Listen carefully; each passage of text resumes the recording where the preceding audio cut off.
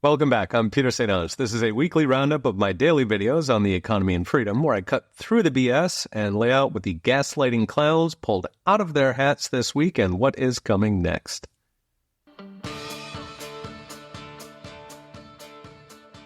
The Department of Government Efficiency is rising in the polls with all-important swing voters. This despite left-wing media attacking DOGE's anti-corruption crusade with everything they've got, and yet DOGE is getting more popular among the American people, while Donald Trump is running about 10 points more popular than last time around, in case media wonders if they've lost their power to hypnotize the voters. In a recent video, I mentioned a December CBS poll that found support for Trump's economic policies is off the charts. 2/3 of Americans want regulations cut, 2/3 want oil drilling expanded, and here's where DOGE comes in.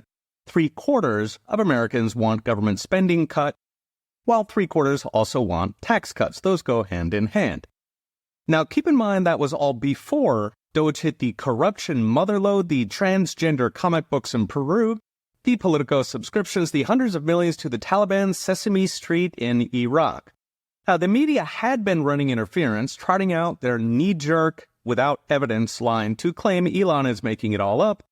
Of course, this is hilarious considering the federal government itself, as in the CBO and GAO, have long estimated up to $500 billion in waste and fraud. Toss in another $400 billion in fraud during COVID between PPP and ERTC handouts. Roughly 1/3 of the EITC, which goes to the working poor, is estimated fraud. This was all long before Elon, who is now finding the receipts, the evidence for the New York Times. Americans are watching while manipulated polls try and manufacture anti-DOGE rage. A recent CBS poll says nearly 3/4 of American voters want Elon to have, quote, influence over government operations and spending. This includes 90% of Republican voters and even a majority of Democrats. Meanwhile, left-wing media was in a panic last week as Axios ran a focus group in Arizona that found swing voters overwhelmingly approve of DOGE. In fact, it had 80% support, even with the 24/7 gaslighting from our apparently deep state-funded media. Now, this all bodes well for DOGE's mission of cutting federal spending, hence cutting inflation, getting rid of mandates and regulations so the economy can grow, and ending the corruption that funds the radical left. So what's next? A number of Democrat strategists have warned that Dems are committing political suicide by fighting DOGE instead of joining it. But they have to defend the industrial-scale corruption because it's what runs their entire operation. The radical activists, the nationwide riots, the lawfare industrial complex, the billionaires pawning unicorn farts. All of it your tax dollars. In short, the Democrat Party has become protected by corrupt media for so long, it has lost touch with voters and aligned itself with donors. Now finds itself defending the indefensible. There's still a big chunk of the country hypnotized by legacy media, but when 3/4 support DOGE, the spell is breaking. There was a time when the Democrat Party was rational. Bill Clinton, for example, ran on strong border security, getting the able-bodied off welfare, and reducing government spending to balance the budget, which are all very popular among actual voters. Alas, the party today is unrecognizable. Turned into a vehicle to defend corruption, illegals, activists, and Ukraine while leaving North Carolina, Florida, and America's inner cities to die. Now, sane Dems are already flipping to Trump. In fact, some of them are named Kennedy, Rogan, and Elon. But the party needs another couple shellackings before it sobers up and starts listening to voters again.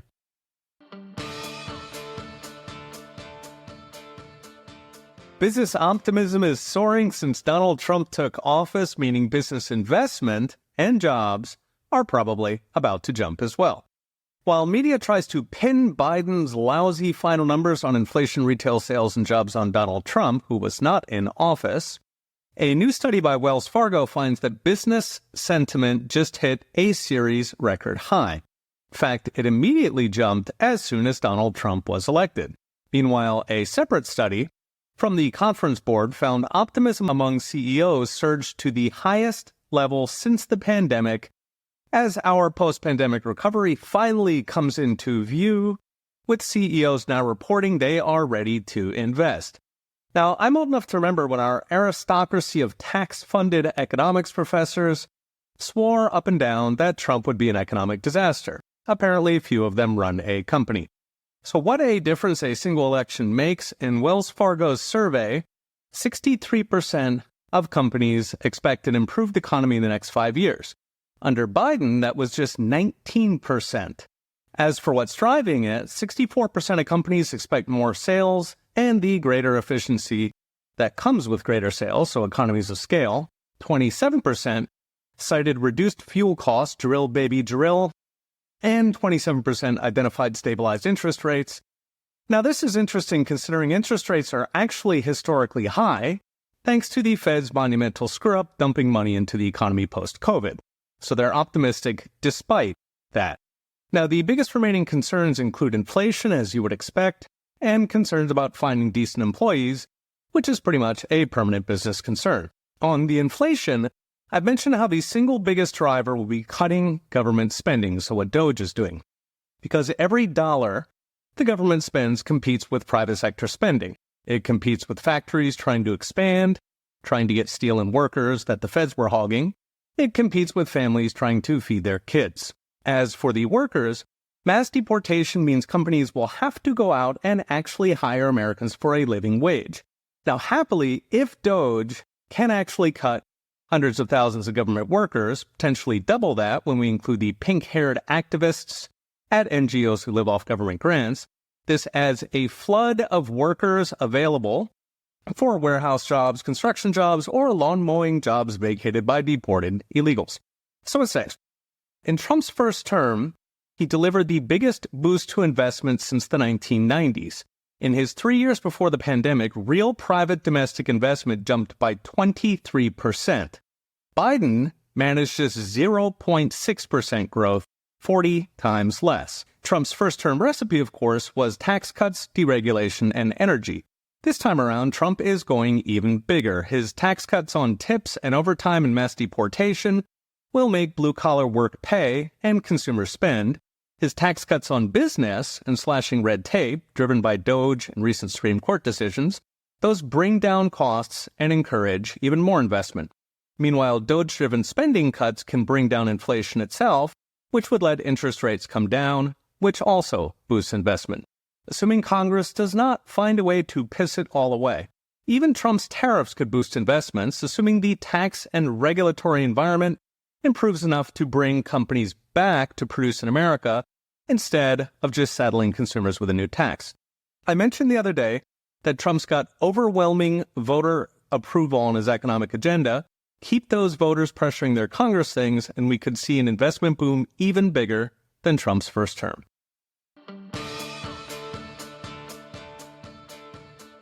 A word from our lead sponsor, Unchained.com. In the new year, it's time to think about your annual IRA contributions. An IRA is an investment vehicle that can save you a lot of taxes.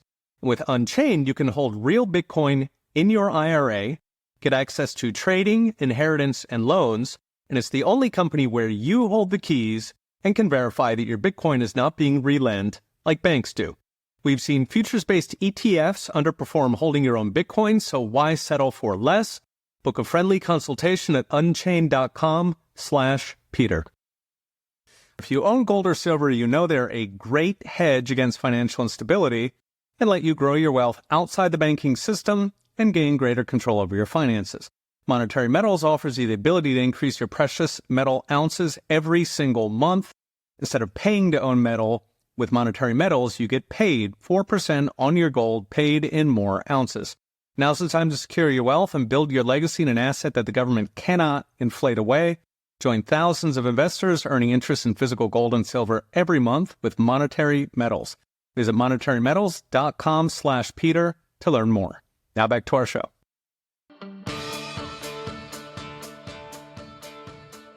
Last week, the House and Senate started the ball rolling on next year's budget, which starts in October. In short, it is nowhere near what is needed to gut the Washington Leviathan. If DOGE has big balls, Congress has very, very small ones at the moment. The House plan, the better of the two, though not by much, includes an additional $200 billion for the border, an additional $100 billion for the military, which is already grotesquely overfunded, and a minimum $150 billion per year cuts to spending beyond what DOGE delivers. It pairs these with $400 billion per year in tax cuts, which extends Trump's first-term cuts and makes some extra room for things like tax on tips and overtime. Alas, thanks to Joe Biden's $2 trillion deficits, the House plan also hikes the debt limit by $4 trillion, which covers Trump for 2 years, maybe all 4 if DOGE can make some real cuts. Of course, this is nowhere near the fundamental transformation of the federal government that Republican voters voted for. The Senate plan is even worse. There's no tax cuts. They say they're saving that for later. They want $350 billion for the border and $150 for the military while mandating just $4 billion in cuts. That's with an itty-bitty B, not a big, beautiful T. So the way congressional budgets work is the House and Senate draft these resolutions as guides for the nitty-gritty budgeting, which happens in committees, the Armed Services Committee, the Agriculture Committee, the Science Committee. If they disagree, as they do now, given only the House is cutting taxes, then they have to negotiate to a single resolution that both chambers vote on. When they do finally work out the details, they'll try to pass the budget using something called reconciliation, which is a way to pass bills with a simple majority of Congress instead of needing 60 votes in the Senate, which is the filibuster. Reconciliation is only supposed to be used for budgets, taxes, and debt ceilings, although Joe Biden drove a truck through that with his $1 trillion slush fund for green energy, the hilariously named Inflation Reduction Act. And reconciliation is important because there's only 53 Republicans in the Senate, not 60. So without reconciliation, they need votes from Democrats who want to kneecap Trump from DOGE to energy to deportations. So what's next? Congress has until summer to negotiate a single resolution. The biggest battles will be over taxes. The House wants them now. The GOP Senate wants to put them off. But the core tension is between small government Republicans who want even more tax cuts and big government rhinos who want to keep the swamp very well funded. Still, even the House bill does not come close to what Republican voters want. Not 150 in cuts, but $1 trillion. Not $400 billion in tax relief, but a virtual disassembly of the IRS.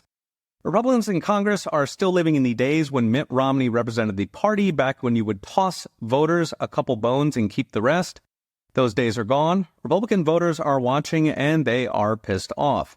If Republicans in Congress don't seriously sharpen some pencils, they could be looking at a whole lot of primaries come 2026.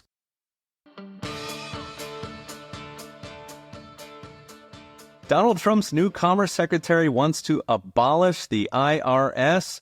Is the 100-year nightmare of Big Brother stealing your life's work coming to an end? In an interview with Jesse Waters, freshly minted Secretary of Commerce Harold Lutnick announced, quote, Donald Trump's goal is very simple: abolish the IRS and let outsiders pay, as in replace the IRS with tariffs.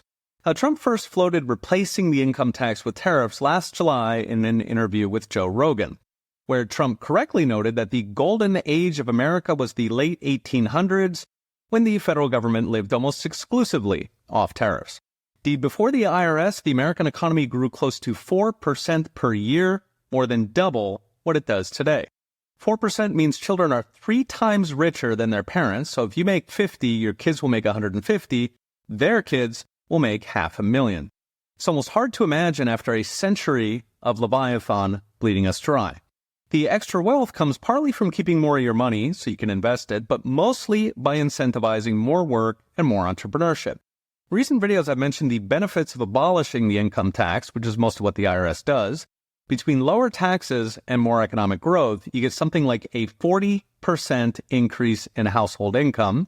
It's about $30,000 per year for the median American family. So $2,500 per month, that's what you pay for the IRS. Plus the thousands of dollars, the billions of hours, and metric tons of aspirin spent on the annual financial colonoscopy, courtesy of the IRS. But even bigger is what the IRS does to government, because it grows the federal government, the Washington Leviathan, like a cancer. The year before the income tax, the federal government took just 1.8% of GDP and it ran a surplus. Today, it takes 10 times more, so 17% of GDP, and it spends 15 times more, making for a very big deficit. So how do we get from here to there? I've mentioned in recent videos that tariffs could raise at most a little over $1 trillion in revenue.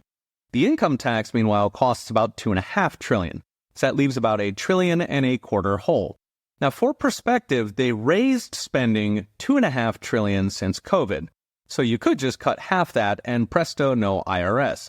But it could be even easier. The biggest surprise of DOGE is there's a whole lot more waste and fraud than we thought. The CBO and GAO had traditionally estimated about $500 billion a year in federal waste. With DOGE, we're seeing it's probably closer to $1 trillion or more. Meanwhile, Trump recently floated cutting the military budget in half. If we can reduce tensions with Russia and China, that would be almost $500 billion. Now, that may or may not happen, but the point is that there is so much federal fat that $1 trillion plus cut probably wouldn't make a dent in the things Americans actually want. So what's next? The IRS keeps us poor. It feeds the crony billionaires, the activist industrial complex, and endless wars. It's a permanent big brother that terrorizes the people the federal government is supposed to help. And yes, we will still have roads. A word from our sponsor. One of the best ways to secure your Bitcoin is with a hardware wallet, a physical device that lets you keep your coins offline without internet connection. One of the most trusted names in hardware wallets is CoinKite, maker of the famous block clock. CoinKite devices are made in Canada. They're run by passionate Bitcoiners who've been at this since 2012, back when Bitcoiners were trading in person at swap meets.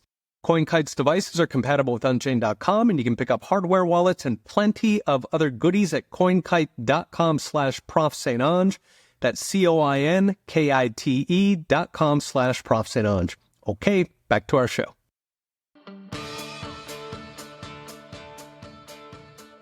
Is the next move for DOGE cutting $5,000 checks to American taxpayers? Last week, Elon Musk floated the idea of sending 20% of DOGE savings to American taxpayers in the form of a check, calling it, quote, the spoils of battle. President Trump said he, quote, loves the idea, and his lead economist Kevin Hassett was out pitching it on cable. Speaker Mike Johnson, of course, dismissed it, saying, quote, everybody loves a check, but we have to pay down the credit card, adding hilariously, quote, fiscal responsibility is what we do in Congress. So what is a DOGE dividend? The idea is that 80% of the money saved by DOGE goes to paying down debt and reducing the deficit, but 20% goes out in the form of a check to every American taxpayer. Depending how much DOGE can cut, that could be up to $5,000 per taxpayer. Now, politically, it's a fantastic idea because it can build overwhelming voter support for DOGE to the point rhinos and even moderate Democrats have to join. Given the GOP's razor-thin margin in Congress, this can rhino-proof DOGE. More important, DOGE was created by executive order, meaning it can be canceled by the next Democrat to creep their way into the Oval Office.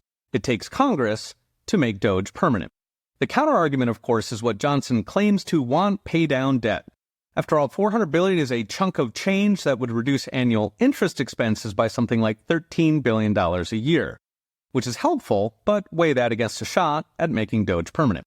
The other question is, what would a DOGE dividend do to inflation? After all, memories are still fresh of the COVID stimmy checks and the Bidenflation it helped ignite. So first, a DOGE dividend isn't even close to the COVID spending orgy. Between 2020 and 2023, $7 trillion in excess spending was dumped out of Washington, all dutifully financed by the Fed. The stimmies were barely a tenth of that. The other $6.2 trillion was under the radar, from bank bailouts to transgender operas in Peru to trillions for racist overpasses and unicorn farts. Moreover, historically, around 70% of stimulus checks are saved or used by Americans to pay down debt. Roughly 0% of government spending is saved. In other words, government spending is 3 times more inflationary than stimulus checks. Put together, and a DOGE dividend has roughly 60 times less impact on inflation than COVID, maybe a half point in total. But that's where it gets fun, because remember, every dollar of DOGE dividend cut 5 times more in government spending. All right, it's 20% versus 100%. Government spending that's 3 times more inflationary than the stimulus checks. That means even with the DOGE dividend, it is massively deflationary. Now, in an ideal world, we don't need a dividend because 100% of voters understand government is corrupt and inefficient. Alas, you cut government with the voters you have, dividend and all. So what's next? If a DOGE dividend is the price to rhino-proof Doge, or to make it permanent, it could pay us back for generations of smaller government, lower inflation, and a defunded radical left.